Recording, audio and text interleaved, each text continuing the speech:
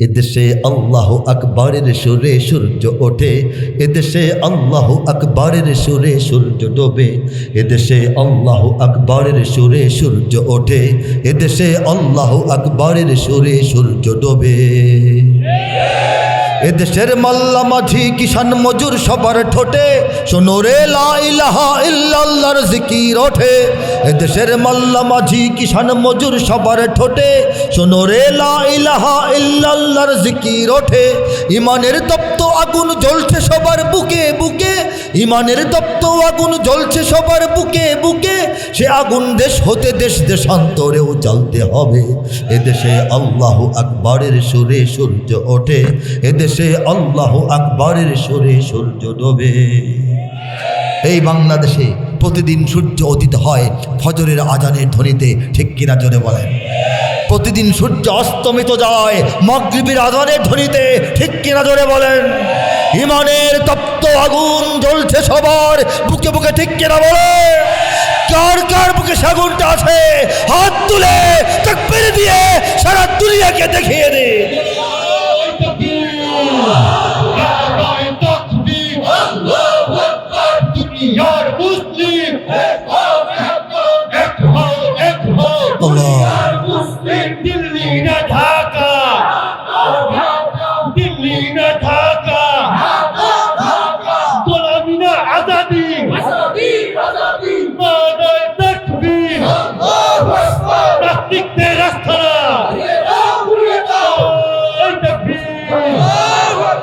ইমানের তপ্ত আগুন জ্বলছে সবার বুকে বুকে, কথাটা সত্য কিনা বলেন? ততটুকুই সত্য, সে আগুন দেশ হতে দেশ দেশান্তরেও জ্বালতে হবে। আমরা প্রস্তুত আছি কিনা বলেন? বাংলাদেশের মানুষেরা ইমানের নূর, ইমানের জ্যোতি, ইমানের পাওয়ার, ইমানের আলো নিয়ে বাংলাদেশে ঘুমিয়ে থাকবে না, সারা দুনিয়ায় ইমানের দাওয়াত ছড়িয়ে দেবে, ঠিক কিনা বলেন? এই যে আমাদের প্রত্যয়, এই যে আমাদের অঙ্গীকার, এই যে আমাদের হুঙ্কার, এর সামনেই আজকে আতঙ্কিত হয়ে দিল্লি থরথর করে কাঁপছে, ওয়াশিংটন থরথর করে কাঁপছে, বেইজিং থরথর করে কাঁপছে, তেল আবিব থরথর করে কাঁপছে, ঠিক কিনা বলেন? কাঁপছে বলেই এত নজর রাখছে। আমরা আমাদেরকে চিনি না, অথচ তারা আমাদেরকে ভালো করে চেনে। আমরা স্লোগান দেই ইসলামের শত্রুরা হুঁশিয়ার সাবধান, ওরা যথেষ্ট হুঁশিয়ার সাবধান আগে থেকেই হয়ে আছে, আমরা এখনো হতে পারি নাই, ঠিক কিনা বলেন? হুঁশিয়ার সাবধান হইতে হবে আমাদের, ওরা হুঁশিয়ার আছে, কি করতে হবে সব করতেছে, কিন্তু সাফল্য পাচ্ছে না। কারণ আল্লাহ বলেছেন ওয়ামাকারু ওয়ামাকার আল্লাহ ওয়াল্লাহু খায়রুল মাকিরিন। তারা ষড়যন্ত্র করে, আমি আল্লাহ আমার পরিকল্পনা আগে থেকে ঠিক করে রাখি, আমি আল্লাহ সর্বোচ্চ পরিকল্পনাবিদ। তারা চেষ্টা করবে, আচ্ছা আচ্ছা হ্যাঁ, তারা চেষ্টা করবে কিন্তু ব্যর্থ হবে। এটা কে বলে দিয়েছেন? আল্লাহ বলে দিয়েছেন। দেখেন, এদেশের পথে ঘাটে, এদেশের বাজার হাটে, এদেশের এদেশের এদেশের এদেশের এদেশের গঞ্জে গ্রামে খোদার নামের তসবিহাতে কত পীর আউলিয়াদের অশ্রু ঝরে গভীর রাতে। যে দেশের সন্তানেরা মক্তবে যায় কোরআন বুকে, সে দেশে আল কোরআনের শাসন কায়েম করতে হবে। এদেশে আল্লাহু আকবরের সুরে সূর্য ওঠে, এদেশে আল্লাহু আকবরের সুরে সূর্য ডোবে। আল কোরআনের শাসন কেউ কায়েম করবে না, কোনো দল করবে না, দলের পরিবর্তন হবে, কোরআনের শাসন পাবেন না। কেন পাবেন না? এটা খুব সহজ। যদি গণভোট দেওয়া হয় বাংলাদেশে, যে বাংলাদেশটা ইসলামী শরীয়তের বিধান মোতাবেক আইন কানুন বিচার আচার এবং অর্থ ব্যবস্থা, আমাদের সব শিক্ষা ব্যবস্থা সংস্কৃতি চলবে নাকি অন্য ব্যবস্থায় চলবে, হ্যাঁ না ভোট দিলে ইসলাম বিজয়ী হবে। এই ভোটটা দেওয়ার সাহস কোনো সরকারের কোনো দলের নাই, এটা দিবে না। চাইলে সারা দুনিয়াকেও বলতে পারে যে হ্যাঁ জনগণ চেয়েছে তাই ইসলাম আমরা কায়েম করেছি, বলা সহজ। বাংলাদেশে সহজ, বাংলাদেশে ব্যাপারটা করলেই করা যায় সহজ, কিন্তু করবে না, হবে না। সুন্দর সুন্দর কথা সবাই মঞ্চে বলবে, সবাই সব দলের মানুষ বলবে, কিন্তু এই ব্যাপারটা হবে না, ঠিক না বলেন? এটার জন্য সংগ্রাম করতে হবে, জনমত তৈরি করতে হবে। এত এত মুসলমানের দেশ, আল্লাহ যে দেশটাকে ভালোবেসে ইসলাম দান করেছেন, আল্লাহ যে দেশটাকে ভালোবেসে ইসলাম দান করেছেন, এতে কোনো সন্দেহ নাই। তা না হলে ভারতবর্ষ মুসলমানরা শাসন করেছেন শত শত বছর, 500 বছর তো বাবরের সম্রাট বাবরের বংশধররাই করেছে। আগেও তো এই শের শাশুড়ি শের খান নাম ধারণ করে আসছে, এর আগে পরে অনেক মুসলমানরা শাসন করেছেন, তুর্কিরা করেছে, আমাদের এই মঙ্গলরা করেছে। কিন্তু এত দিনের শাসনে ভারতে তো হিন্দু ভাইদের চাইতে মুসলমান ভাইদের সংখ্যা বেশি হয় নাই, হয়েছে। শাসন করলেই মুমিনের সংখ্যা বাড়ে না, আল্লাহ চাইলে বাড়ে। সেই ভারত থেকে আমরা কি কোটি মাইল দূরে অন্য মহাদেশে চাঁদে বসবাস করি, দুনিয়াতে আছি। ভারতের একটা বেষ্টনীর ঘেরাওয়ের ভিতরেই এই বাংলাদেশ, অথচ এই বাংলাদেশটাকে আল্লাহ পাক ভালোবেসেছেন বলেই ইমানের জমিন বানিয়েছেন। গোপনে গোপনে আড়ালে আড়ালে এই জায়গাটাকে ইসলামের দুর্গ এবং আমাদেরকে ইসলামের সৈনিক রূপে আল্লাহ গড়ে তুলতেছেন। সেই দায়িত্ব পালন করতে রাজি আছি না? আছে কি না? এদেশের জলে স্থলে, এদেশের ফুল ফসলে,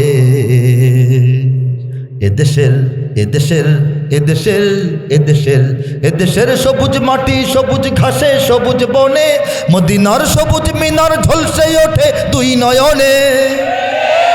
এদেশের শিকড় তো নয় দিল্লিতে বা ওয়াশিংটনে, এদেশের শিকড় তো নয় দিল্লিতে বা ওয়াশিংটনে, এদেশের শিকড় জানি ছড়িয়ে আছে দূর আরবে। এদেশে আল্লাহু আকবরের সুরে সূর্য ওঠে, এদেশে আল্লাহু আকবরের সুরে সূর্য ডোবে, এদেশে আল্লাহু আকবরের সুরে সূর্য ওঠে, এদেশে আল্লাহু আকবরের সুরে সূর্য ডোবে। এদেশের শিকড় দিল্লিতে নয়, ঠিক কিনা বলেন? দিল্লিতে যে নয়, এই বাংলাদেশে যে দিল্লির ভাত নাই, এই কথাটা দিল্লিকে আমরা মোটামুটি বোঝাতে পেরেছি। দিল্লি পিছু হটেছে, সেই জায়গায় ওয়াশিংটন প্রবেশ করার চেষ্টা করছে, ঠিক কিনা? তারা বাংলাদেশে গোটা রাজনীতিকে তাদের ইচ্ছা মতো চালানোর চেষ্টা করতেছে। চক্রান্ত একের পর আরেকটা আসে, আমাদের সজাগ থাকতে হবে, ঠিক কিনা? বাংলাদেশের রাজনীতিকে গুছিয়ে দেওয়ার জন্যে, বাংলাদেশের অর্থনীতির চাকাকে চালু করার জন্যে, বাংলাদেশের এই বিজ্ঞান প্রযুক্তিকে সহায়তা করার জন্যে পৃথিবীর যে কোনো বড় বড় দেশ শক্তি আসতে পারে, কোনো সমস্যা নাই, বন্ধু পরিমাণ আসবে, প্রভু হতে দেওয়া হবে না, ঠিক কিনা? প্রভুত্বের চেষ্টা যদি আরও কেউ আবারও চালায়, গোপনে হোক প্রকাশে হোক, ক্ষমতায় পুতুলের মতো কোনো খাদেম বসায় হোক, কোনো দালাল বসি হোক, আমরা কি প্রতিহত করার জন্য তৈরি আছি না? লিল্লাহি তাকবীর, লিল্লাহি তাকবীর। বাংলার ইতিহাসে যখনই শত্রু আসে, পালাবার পথ খুঁজে পায় না। বাংলার ইতিহাসে যখনই শত্রু আসে, পালাবার পথ খুঁজে পায় না। ইংরেজ বেনিয়ারা এখানে খেয়েছে, তারা পালিয়ে গিয়েছে, পাক হয় না। ইংরেজ বেনিয়ারা এখানে খেয়েছে, তারা পালিয়ে গিয়েছে, পাক হয় না। বুঝে নিক আমেরিকা, বুঝে নিক ইন্ডিয়া, বুঝে নিক রাশিয়া ও চায়না। বুঝে নিক আমেরিকা, বুঝে নিক ইন্ডিয়া, বুঝে নিক রাশিয়া ও চায়না। মুমিনের এই মাটি, ইমানের এই ঘাটি কিছুতেই কেড়ে নেওয়া যায় না। মুমিনের এই মাটি, ইমানের এই ঘাটি কিছুতেই কেড়ে নেওয়া যায় না, যায় না, না না। মুমিনের এই মাটি, ইমানের এই ঘাটি কিছুতেই কেড়ে নেওয়া যায় না। সাহাবায়ে কেরামের আগমনে এই দেশ হাজারো বছর আগে ধন্য। ওলিদের মেহনতে গড়ে ওঠা এ জমিন কোটি কোটি মুমিনের জন্য, কোটি কোটি মুমিনের জন্য। এ মাটির ভাজে ভাজে শহীদের খুন আছে, এ জমিন কখনো শুকায় না। এ মাটির ভাজে ভাজে শহীদের খুন আছে, এ জমিন কখনো শুকায় না, এ জমিন কখনো শুকায় না। মুমিনের এই মাটি, ইমানের এই ঘাটি কিছুতেই কেড়ে নেওয়া যায় না, যায় না, না না। মুমিনের এই মাটি, ইমানের এই ঘাটি কিছুতেই কেড়ে নেওয়া যায় না। এখানে লক্ষ প্রাণ আকাশে দেয় আজান, জমিনে লুটায় কোটি কোটি শির। এখানে হাওয়ার আগে হাজারো কণ্ঠে জাগে, দিকে দিকে নারায়ে তাকবীর। দিকে দিকে নারায়ে তাকবীর। এখানে লক্ষ লক্ষ মসজিদ থেকে লক্ষ লক্ষ মুয়াজ্জিন প্রতিদিন 5 বার আল্লাহু আকবার আজানের ধ্বনি এই বাংলাদেশের আকাশে বাতাসে ছড়িয়ে দেয়। সে আজান যখন ধ্বনিত প্রতিধ্বনিত হয় তখন কোটি কোটি কপাল, কোটি কোটি শির, কোটি কোটি মাথা এই বাংলাদেশের পবিত্র জমিনের ধুলোবালির মধ্যে আল্লাহকে উদ্দেশ্য করে সিজদায় লুটিয়ে পড়ে। কোন জমিনে? গর্ব সহকারে বলেন আমাদের এই জমিনে। আঙ্গুল দিয়ে দেখায় বলেন এই জমিনে। কোন জমিনে? এই জমিন কেড়ে নিতে কাউকে দেব? কেড়ে নিতে দেব? দলিল বিক্রি হয়ে যায়। ক্ষমতায় যারা থাকে তারা ক্ষমতা থেকে যদি আর না নামতে হয়, ক্ষমতায় ধরে রাখার জন্য এরা এই দলিল বিদেশের কাছে বিক্রি করে দেয়। আবার ক্ষমতায় যাওয়ার জন্য কেউ কেউ বিদেশের কাছে আগে দলিল বিক্রি করে রাখে। আমাদেরকে ক্ষমতায় আনেন, আপনাদের সব খেদমত আঞ্জাম দেব। ঠিক কিনা বলেন? দলিল হাত ছাড়া হয়, দলিল বেহাত হয়, এই হাত থেকে সেই হাতে যায়। কিন্তু আমাদের সাফ কথা, দলিল কার কাছে, কার বাড়িতে, কার হাতে, এগুলি খোঁজখবর নেওয়া আমাদের জরুরি নয়। আমরা ইনশাআল্লাহ জীবন থাকতে, ইমানের বিন্দু পরিমাণ অন্তরে থাকতে আমরা এই জমিনের দখল ছাড়ব না। এখানে গ্রাম শহরে প্রস্তুত ঘরে ঘরে, কারা বলবো? এখানে গ্রাম শহরে প্রস্তুত ঘরে ঘরে আল্লাহর সেনারা ঘুমায় না। এখানে গ্রাম শহরে প্রস্তুত ঘরে ঘরে আল্লাহর সেনারা ঘুমায় না। আল্লাহর সেনারা ঘুমায় না। আমরা ঘুমায় থাকি? সজাগ আছি না ভাই? মুমিনের এই মাটি, ইমানের এই ঘাটি কিছুতেই কেড়ে নেওয়া যায় না। বুঝে নিক আমেরিকা, বুঝে নিক ইন্ডিয়া, বুঝে নিক রাশিয়া ও চায়না। মুমিনের এই মাটি, ইমানের এই ঘাটি কিছুতেই কেড়ে নেওয়া যায় না, যায় না, না না। মুমিনের এই মাটি, ইমানের এই ঘাটি কিছুতেই কেড়ে নেওয়া যায় না। কথা সত্য কিনা? এটাই বাস্তবতা। আমরা আমাদেরকে চিনি না। একটা বাঘের বাচ্চা ছোটবেলা জঙ্গল থেকে বের হয়ে পথ হারিয়ে চলে গেছে লোকালয়ে একটা গ্রামের ভেতরে। গ্রামবাসী বাচ্চা বাঘ আদর করে রেখেছে, এক বাড়িতে রেখেছে। বকরির দুধ খেয়ে সে বড় হচ্ছে। একটু বড় হওয়ার পর, কিছু বুঝ জ্ঞান হওয়ার পর পুকুরে পানি খেতে গিয়ে একদিন খেয়াল করলো, লক্ষ্য করলো তার চেহারা তার ভাই বোনদের সাথে মিলে না। মেলা কথা, বকরির বাচ্চাদের সঙ্গে তার চেহারা মিলবে? সে চিন্তিত হলো, বিষয়টা কি? আমি তাহলে কে? আমি তো এই বাড়ির না, এই বংশের না, আমি তাহলে কে? খোঁজ খবর নিয়ে যখন সে জানলো সে বাঘ। সে কি? বাঘের বাচ্চা। আর বাঘ কে জিনিস এটা যখন সে জানতে পারলো, ঠিক সেদিন, সেই মুহূর্ত থেকে তার চলায়, তার বলায়, তার থাবায়, তার নখরে, তার দৌড়ে, তার চাহনিতে, তার তাকানোতে, তার গর্জনে, তার লম্ফে জম্ফে বাঘের চরিত্র সে ধারণ করে। হে বাংলাদেশের মুসলমানগণ, আমরা যতদিন না বুঝবো আমরা কারা, ততদিন আমাদেরকে ভুলিয়ে ভালিয়ে বকরির বাচ্চাদের সঙ্গে রাখা হবে। মনে করানো হবে যে আমরাও বকরি, অথচ আমরা কারা? ও হামজা আসাদুল্লাহি ওয়া আসাদুর রাসূলিহি। হামজার কথা বলা হয়েছে আল্লাহ এবং তার রাসূলের বাঘ। বলে সুবহানাল্লাহ।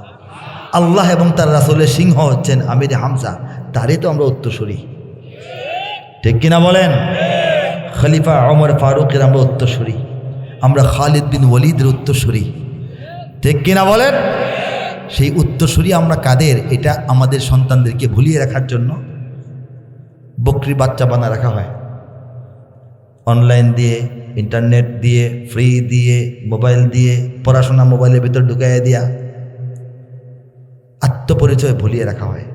ঠিক কিনা? সেই আত্মপরিচয় আমাদের বুঝতে হবে, জানতে হবে, জিন্দা করতে হবে। প্রজন্ম থেকে প্রজন্মান্তরে আত্মপরিচয় বিলিয়ে দিতে হবে, ছড়িয়ে দিতে হবে। ঠিক কিনা বলেন?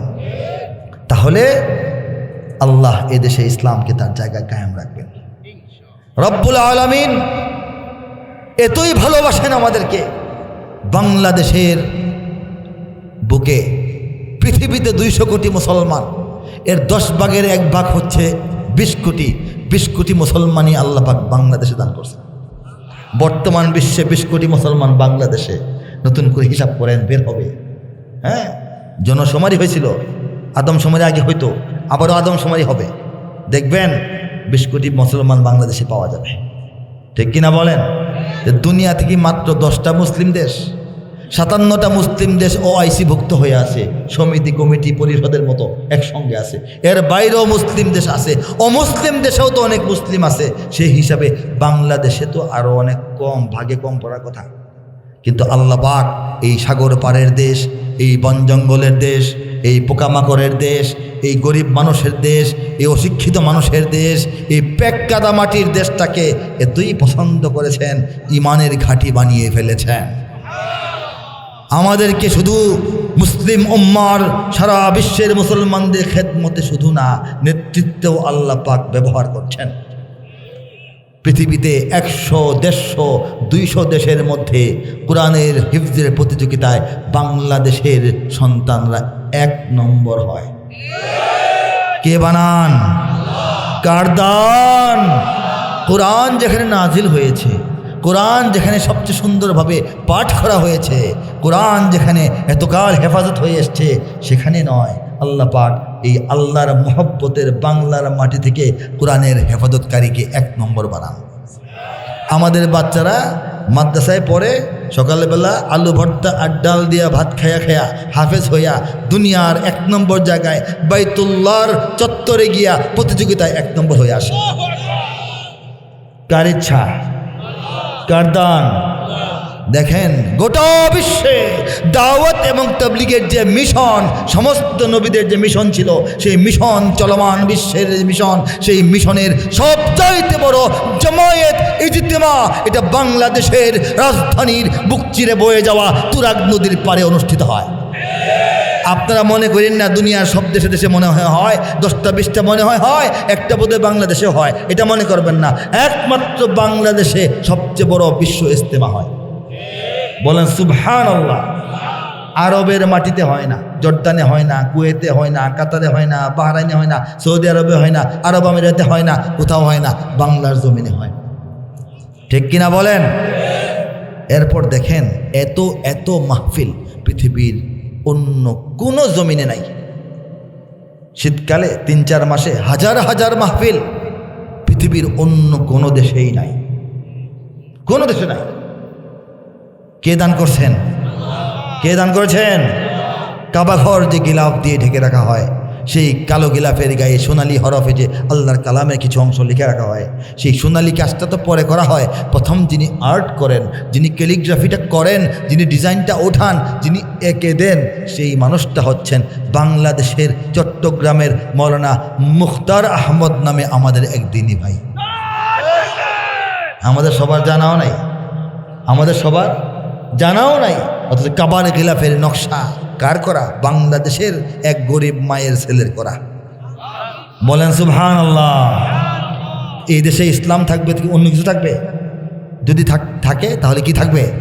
ইসলাম থাকবে। বাংলাদেশের সব মানুষের নাম বদলাতে পারে, বইয়ের পাতায় স্বাধীনতা সংগ্রাম বদলাতে পারে, বঙ্গোপসাগরের সব পানি যেতে পারে শুকিয়েও, গোটা রাজধানী গিলে নিতে পারে বুড়ি গঙ্গার ঢেউ, সুন্দরবন কেটে হতে পারে ইটের ভাটার লাকড়ি, শিল্পপতিরা দেউলিয়া হয়ে খুঁজতে পারেন চাকরি, চোর গুন্ডারা পেয়ে যেতে পারে মন্ত্রীর মর্যাদা, আইনের ফাঁকে কালো টাকা সব হয়ে যেতে পারে সাদা।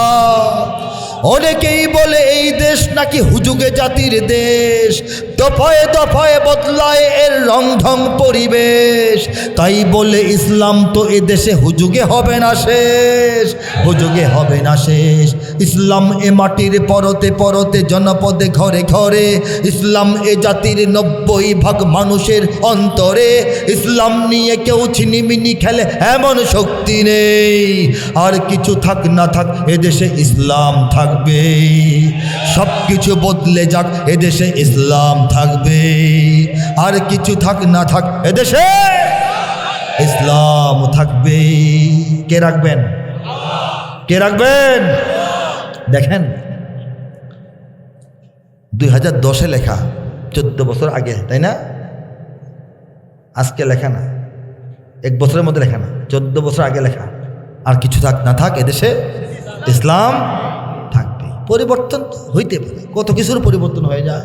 কেন্দ্রীয় কারাগার ছিল ঢাকার ভিতরে, গেছে কেরানীগঞ্জে, তাই না?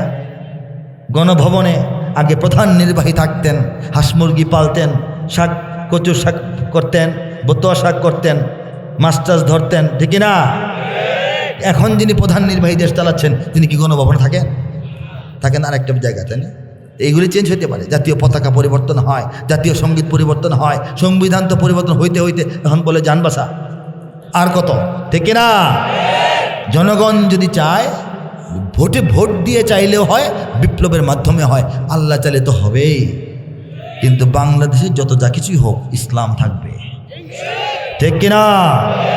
বইয়ের পাতায় স্বাধীনতা সংগ্রাম বদলাতে পারে, জানুয়ারির বইয়ে বদলাইছে না? মিশা বলছিলাম, শিল্পপতিরা দেউলিয়া হয়ে খুঁজতে পারেন চাকরি। শিল্পপতিরা কি বাঁচার জন্য দাড়ি কামান নাই?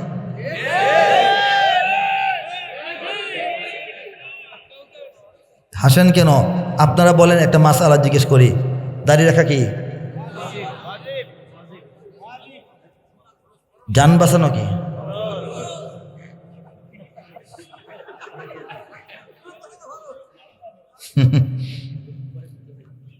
মাসলা খুঁজে পেয়েছে,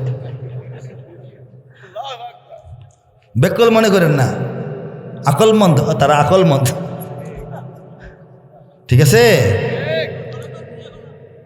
গণতন্ত্র নিয়ে কি বলবো?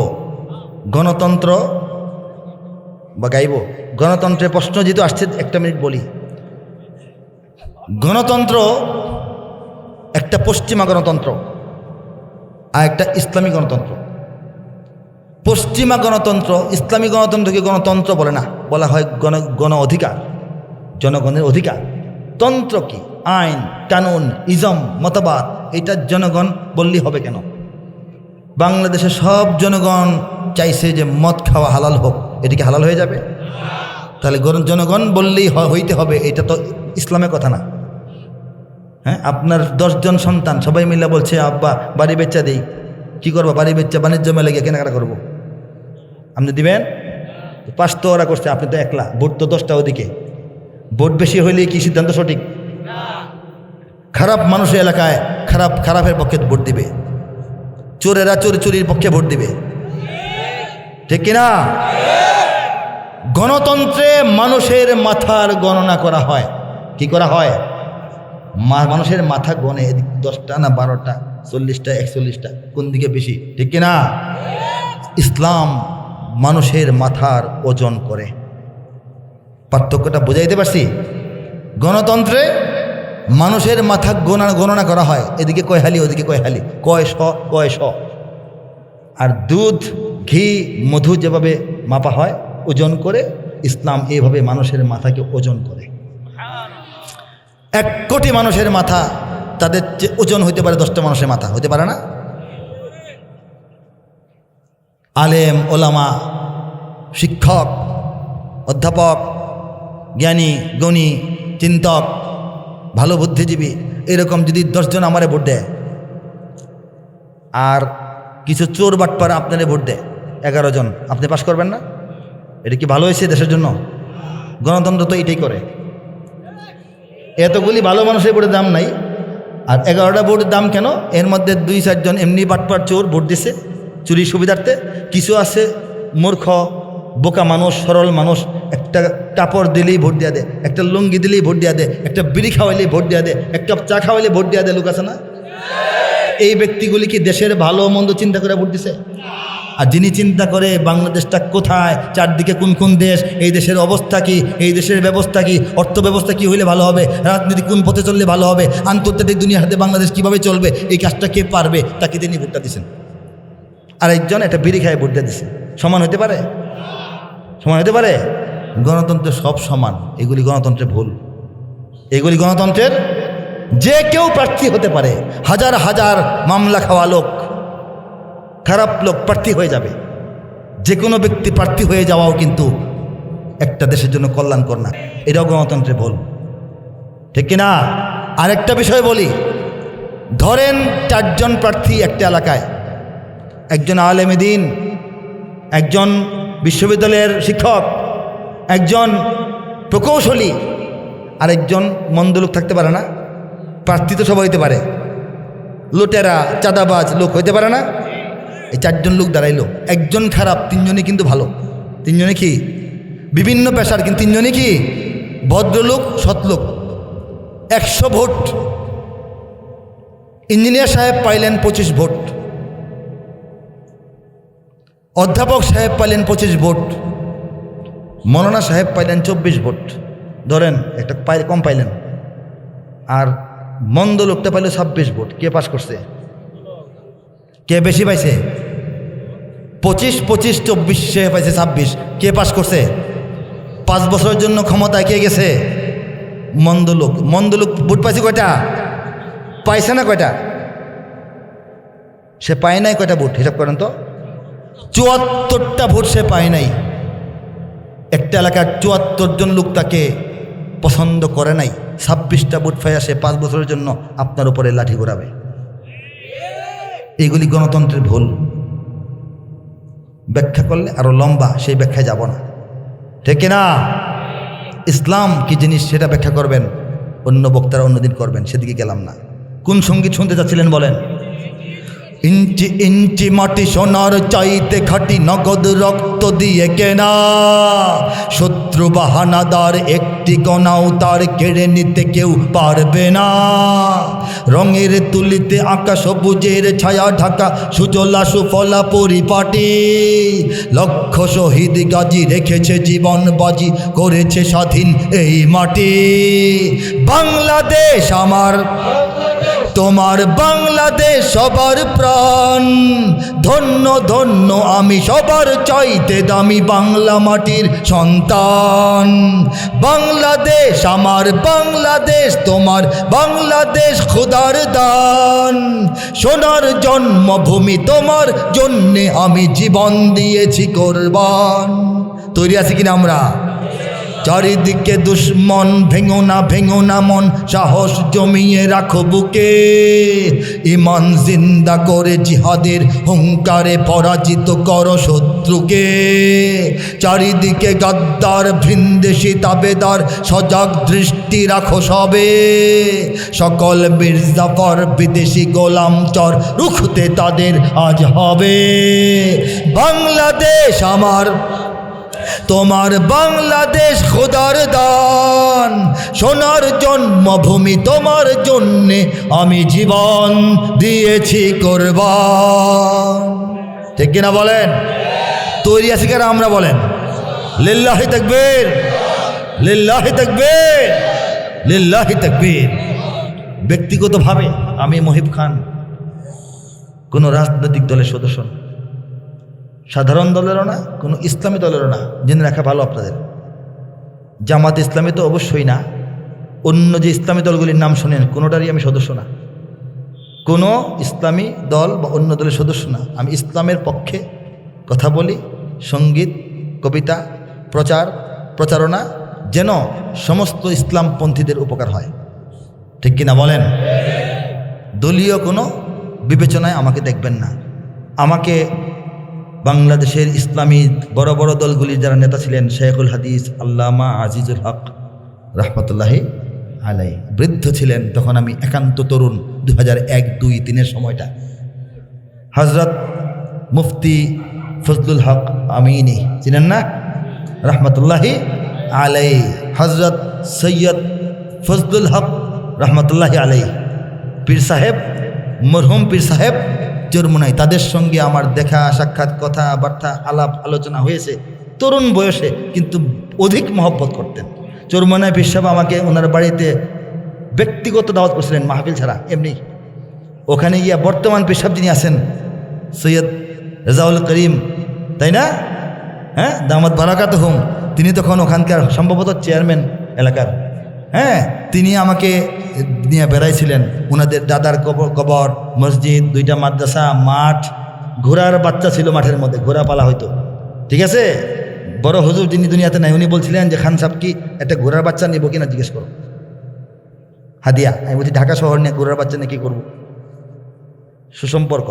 মৌলানা ফজলুল হক আমিনী প্রেস ক্লাবের কর্মী সমাবেশে বলছিলেন যে মুহিব খান মুসলমানদের কবি, তাকে আমি নির্দিষ্টভাবে আমার দলে আসতে বলবো না, কেউ বলবেন না। কে বলছেন? আল্লামা ফজলুল হক আমিনী রহমতুল্লাহি আলাইহি।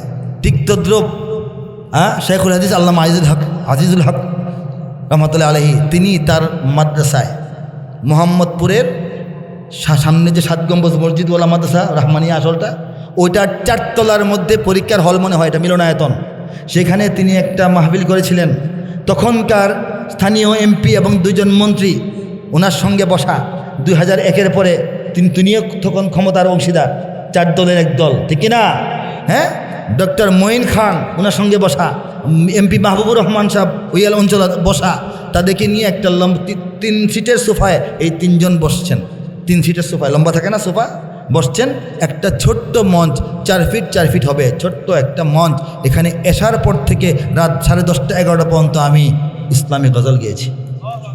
তিনি আয়োজনটা করেছেন রাসূলুল্লাহ সাল্লাল্লাহু আলাইহি ওয়াসাল্লামের সুন্নাহর উপর আমল করার জন্যে। তিনি আশপাশের লোকজনকে বলেছেন, যারা আমাকে পরে বলেছে যে তিনি বলেছেন নবী করিম সাল্লাল্লাহু আলাইহি ওয়াসাল্লাম হাসান ইবনে সাবিত নামক সাহাবীকে, সাহাবীকে কবিতা পাঠের জন্য মসজিদে নববীতে আলাদা একটা মিম্বার তৈরি করে দিয়েছিলেন। সেই সুন্নতটাই করতেছি।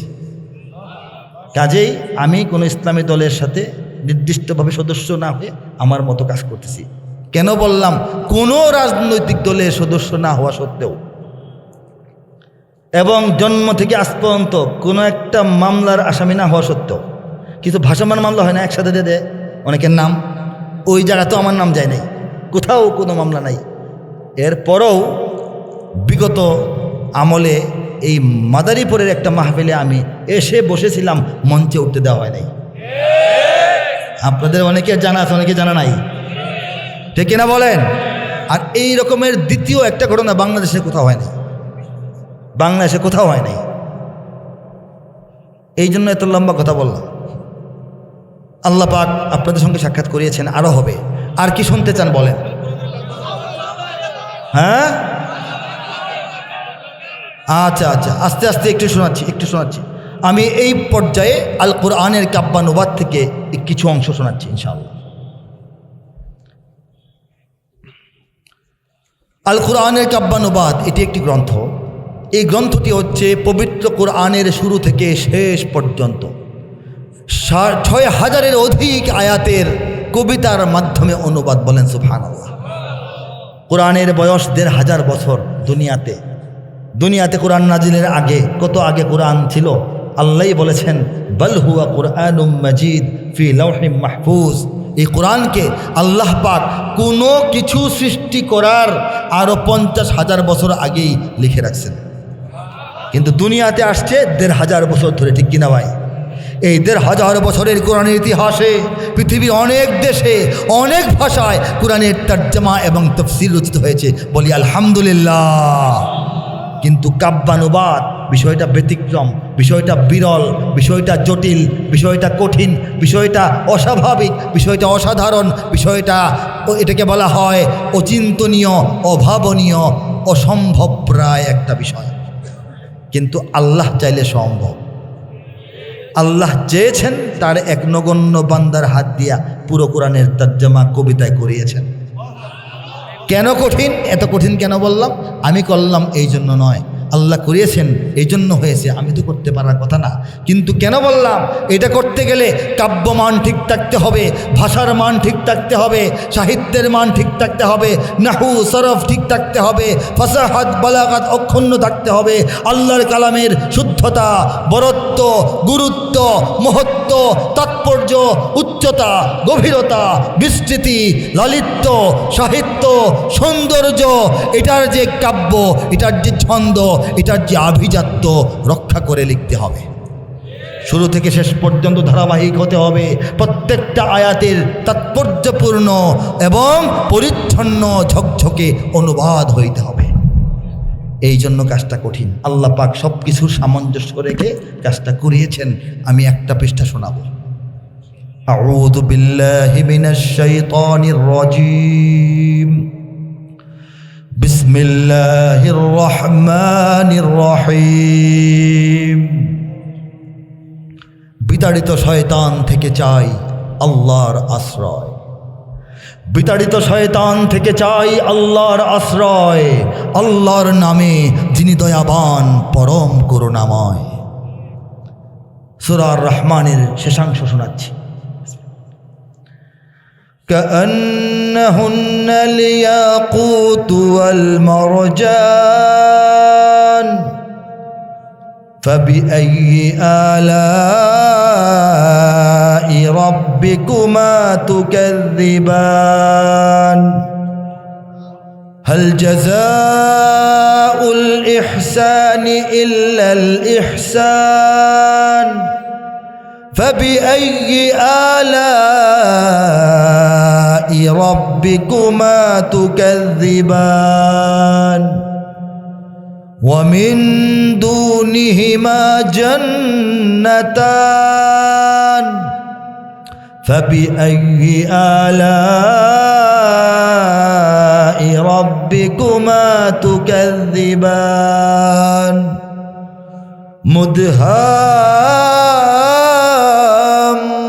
مدهامتان فبأي آلاء ربكما تكذبان তেলাওয়াত দীর্ঘায়িত করছি না, তরজমায় যাচ্ছি। ইয়াকুত ওয়াল মারজান অর্থ হচ্ছে পদ্মরাগ এবং প্রবাল। পদ্ম ফুলের যে রাগ লালিমা আর সমুদ্রের পানির নিচে সূর্যের আলোতে ঝকমক করে ঝলঝল করতে থাকা যে প্রবাল, সেই দুইটার মতো মিশ্রিত একটা রূপ প্রকাশ পাবে। আল্লাহ বলতেছেন জান্নাতের হুরদের চেহারায়। পদ্মরাগ ও প্রবালের মতো উহারা দীপ্যমান, তবে তোমাদের প্রতিপালকের মানিবে না কোন দান। উত্তম কাজে উত্তম ছাড়া কিবা হবে প্রতিদান, তবে তোমাদের প্রতিপালকের মানিবে না কোন দান। এ দুটি ছাড়াও সেখানে রয়েছে আরও দুটি উদ্যান, তবে তোমাদের প্রতিপালকের মানিবে না কোন দান।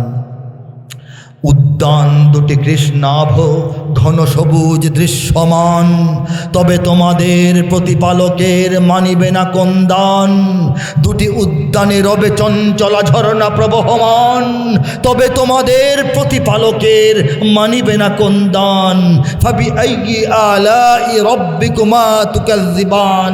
ফা অর্থ হচ্ছে তবে, তবুও, তথাপি, তদুপরি, এতচ্ছত্ত্বেও, এরপরও তোমরা আল্লাহর কোন নিয়ামতকে অস্বীকার করবে হে মানুষেরা, ঠিক না বলেন?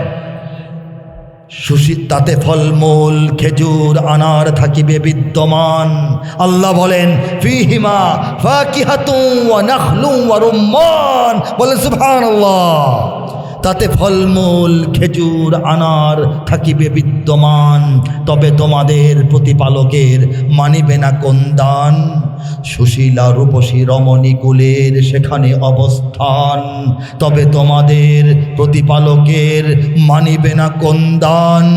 আর সে হুরেরা স্বর্গ তাবতে রবে অপেক্ষমান, তবে তোমাদের প্রতিপালকের মানিবে না কোন দান। তাহাদের আগে না ছুঁয়েছে জিন, না ছুঁয়েছে ইনসান। আল্লাহ বলেন লাম ইয়াতমিসহুন্না ইনসুন ক্বাবলাহুম ওয়ালা জান। আল্লাহ বলতেছেন যে হে জান্নাতবাসী মুমিনেরা, তোমরা স্পর্শ করার আগে তোমাদের জন্য যে হুরদেরকে রাখা হয়েছে তাদেরকে কোনো মানুষ বা জিন স্পর্শ করে নাই। বলেন সুবহানাল্লাহ। সবুজ ও সুন্দর গালিচায় বসিবে দিয়ে হেলান, তবে তোমাদের প্রতিপালকের মানিবে না কন্দান। সর্বশেষ আয়াত, তাবারাকাসমু রাব্বিকা যিল জালালি ওয়াল ইকরাম। আল্লাহর দয়ায়, আল্লাহর মায়ায়, আল্লাহর কৃপায়, আল্লাহর ইশারায়, আল্লাহর ফয়সালায়, আল্লাহর তাকওয়িনী ব্যবস্থাপনায়, আল্লাহর কুদরতি অর্ডারে, আল্লাহর সাহায্যে যে তার জামাটা হয়েছে সেটা হচ্ছে কত সুমহান হে নবী তোমার রবের নামের শান। কত সুমহান হে নবী তোমার রবের নামের শান। মহান অনুভব গৌরবময় তিনি মহামহিয়ান।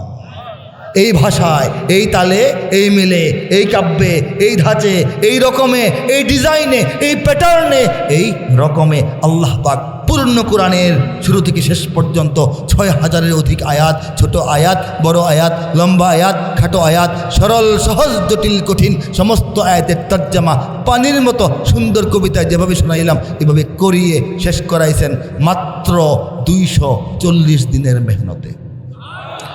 নিঃসন্দেহে কার দান? কার দান? আলহামদুলিল্লাহ। আবার বলি আলহামদুলিল্লাহ। আমাদের হযরত, আমাদের মুরব্বী, আমাদের প্রিয় আজকের মেহমান মঞ্চে উপস্থিত, দেখতে পেয়েছেন সবাই? বলি মাশা আল্লাহ, আলহামদুলিল্লাহ।